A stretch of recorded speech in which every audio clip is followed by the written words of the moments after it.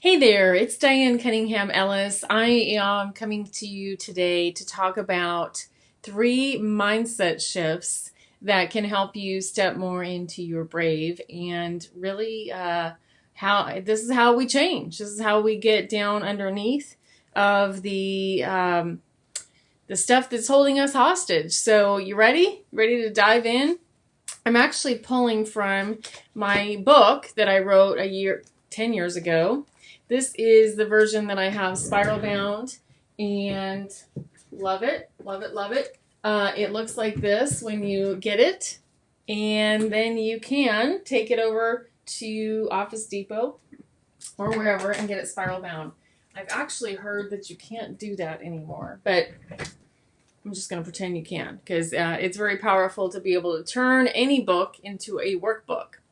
So I have a little chapter in here on mindset, and I pulled it out so that I could use it as we are talking about mindset in my Nourished Life group, in the Brave Women Nation, in my blogs and posts, and I am a trained counselor.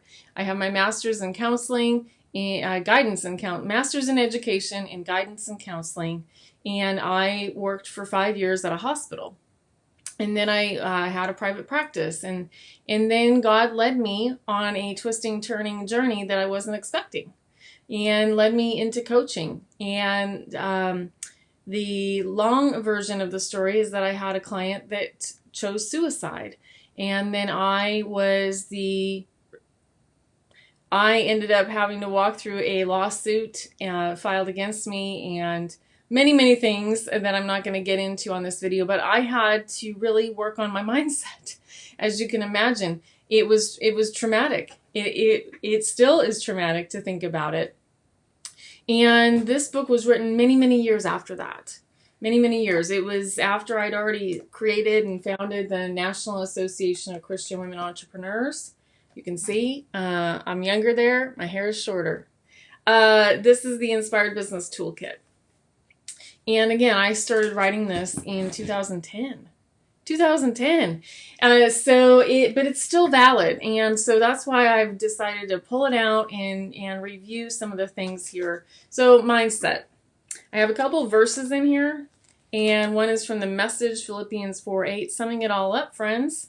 I'd say you'll do best by filling your minds and meditating on things true, noble, reputable, authentic, compelling, gracious, the best, not the worst, the beautiful, not the ugly, things to praise, not things to curse. Put into practice what you have learned from me, what you heard and saw and realized.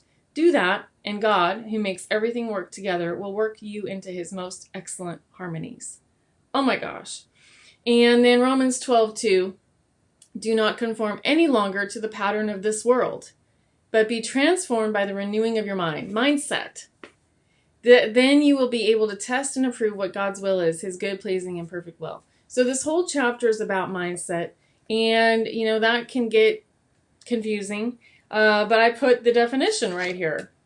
A mindset is a set of assumptions, methods, or notations held by one or more people or groups of people, which is so established that it creates a powerful incentive within these people or groups to continue to adopt or accept prior behaviors, choices, or tools. And it's really a way of thinking. It's your worldview. And I talk in here about your self-talk, the self-fulfilling prophecy, the imposter syndrome. So you probably have experienced the imposter syndrome. Most of us have. We often don't know what the name of it is.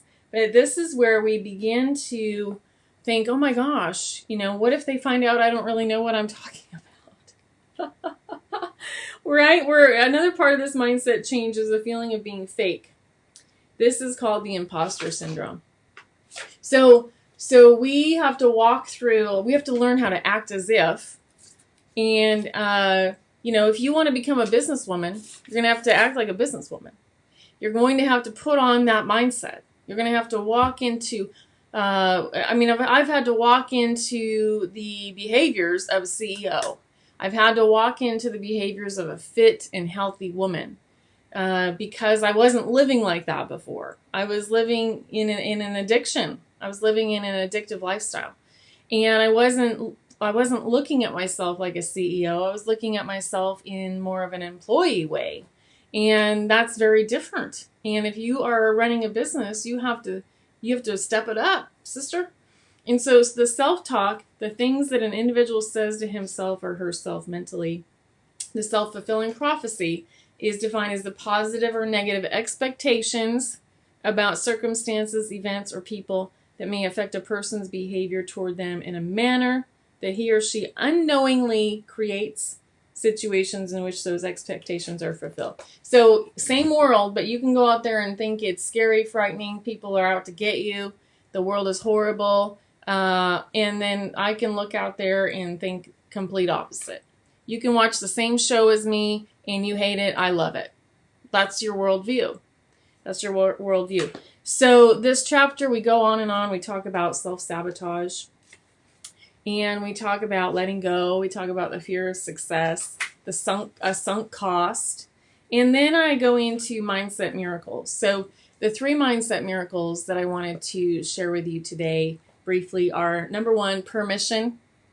I want you to give yourself permission to change your mind, change your mindset, change the way you see the world, because it might be old and stale. You might need a regroup, a refresh. You might need to throw some things out that maybe were handed down to you in the hand-me-down box. And you might not want to live like that anymore. And that might be affecting your health, your body, your food, your money. So what do you need to give yourself permission to do? I often have my clients write a permission slip. And it's really fun, and we like it. And you can make it any way you want. You can make it pretty. You can type it up. You can draw it, color it, paint it. But write yourself a permission slip to see, really set the intention. How do you want to live? Number 2, proclamation. Claim a new contract. So for me, this is where I remember walking out the door, standing up in a room and saying out loud that I'm the president and founder of the National Association of Christian Women Entrepreneurs. There was no such thing, right? There was no such thing. And I claimed victory. I made a proclamation. And then I went home and did the work. And that company is still going. I'm going to be a speaker for the 2020 NACWE conference coming up. And so it was about me claiming a new proclamation, a victory. So what proclamation do you need to make today that you're going to step into? Is it like I said, is it related to your health? Is it related to your money? Is it related to your relationships? And then number 3, oh gosh, practice. So we've got number 1, permission, number 2, proclamation, number 3, practice. Letting go of perfection. Oh my gosh, we hang out here a lot in this group and in all my groups, really having to let go of perfection and move to the place of practice. It's all a practice. It's all a practice, my friend. The way you eat, the way you clean your house, the way you run your business. I have to practice long before I become mastered at that. It takes 10,000 hours to get to mastery. So if you are sitting over there thinking you can do one webinar and you got it, well, no. So I want you to get into a practice modality. Let go of perfection. There is no perfect. Stop trying to figure it out. Whenever we get into figuring it out, that's our fear. That's our ego. And we want to just keep showing up. I'm going to show up today and do the best I can. I'm going to do the next right thing. I'm going to do the next video I need to record. I'm going to do the next calls that I have set up. And I have a lot of those today. And so I'm going to keep practicing my craft, which is speaking, teaching, coaching, mentoring. I'm going to keep practicing all of the things that I want to get better at.